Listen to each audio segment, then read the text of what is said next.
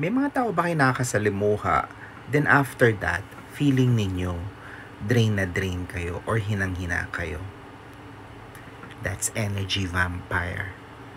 Ano nga ba ang energy vampire? Sila yung mga taong mahilig magkwento about themselves at puro na lang about themselves. In short, pabida. Sila yung mga tao rin na mahilig magkwento pero habang nagkakwento, yun na nga, nafe-feel mo, nadidrain ka, or yung emosyon mo, nag-iiba, nagiging negative. Pero in fairness sa kanila, most of them, they don't know na, hindi intensyon yung ginagawang yun. Pero dahil sa mga emosyon nila, nadidrain tayo or nadadrag tayo sa kanilang emosyon. Dahil ang mga taong to yung mga emotional trauma, yung mga negative emotions at may mga negative feelings na iniipon dito. So, yung mga yon ang candidates for energy vampires. So, paano ba ma-identify sila? Here are some tips. They ask personal questions in front of other people. Tapos, pag may kwentuhan, nagsishift yung kwentuhan or nagpo-focus ang kwentuhan or umiikot ang kwentuhan tungkol sa kanya lang. Mahilig siyang mag-umpisa ng pag-uusap or isang topic tungkol sa isang tao, then puro negative lang yung maririnig mo. At kapag siya ay nag-consult sa'yo at nagbigay ka ng opinion mo, ito ay agad-agad niyang sasalingin. Sasalingin ba? Or iba-block? May isa pang clue kung paano ma-identify yung energy vampire na yan. Sila or siya, palagi siyang nagpapalooking good. Yung bang palaging bida-bida. Yung ba nagkwento ka ng about something and then nagpapa-better than do sa topic na yon. Ang mga nabibiktima madalas ng mga energy vampires ay yung mga taong tinatawag na empath. Ito yung mga taong mabilis na mahatak ng emosyon. At iba pang mga signs ng mga energy vampires ay yung mga nagi-guilt trip, yung mga mahilig magdrama, at palagi nang-aabuso sa iyong kabutihan.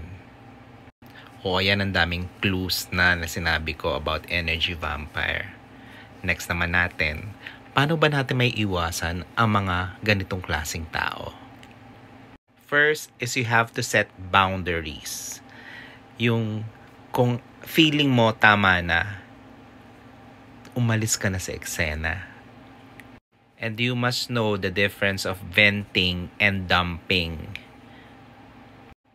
Another is, don't overreact pag sila ay nagkukwento. Ako, what I do, every morning kasi, when I wake up, I imagine myself sitting down and then may white light na dumarating sa aking head. And then, yung white light na yan ay nag-spread, nagko-cover sa buong body ko. This represents shield. Shield from the negative energies around me. Isa pang pwede nyong gawin pag na-identify nyo na yung taong yun ay energy vampire is iwasan nyo po makipag-usap sa kanya ng one-on-one. Be with another person or be with a group pagkasama siya. Para yung energy yun, hindi mo lahat ma-absorb. Ang isa ko pang ginagawa, pag na-identify ko na yung tao na energy vampire, every time na magkukwento siya, or halimbawa, bigla na lang akong natsyempohan na kami ng dalawa, ang ginagawa ko po ay ibinababa ko po yung aking kanang kamay. Itinuturo ko po pababa yung aking kanang kamay. Parang paganyan. Okay? Anong purpose nito? Sa akin po kasi, kapag ginagawa ko po yun, di ba pag right hand is releasing the energy. So, I am releasing the energy, pointing it downward. Isa pang tip, kung ikaw kaya mong i-maneuver yung conversation to a lighter conversation, the better. At kung kaya nyo maiwasan, iwasan nyo na lang yung taong yun. Especially if you don't know how to control your emotions when it comes to dealing with energy vampires.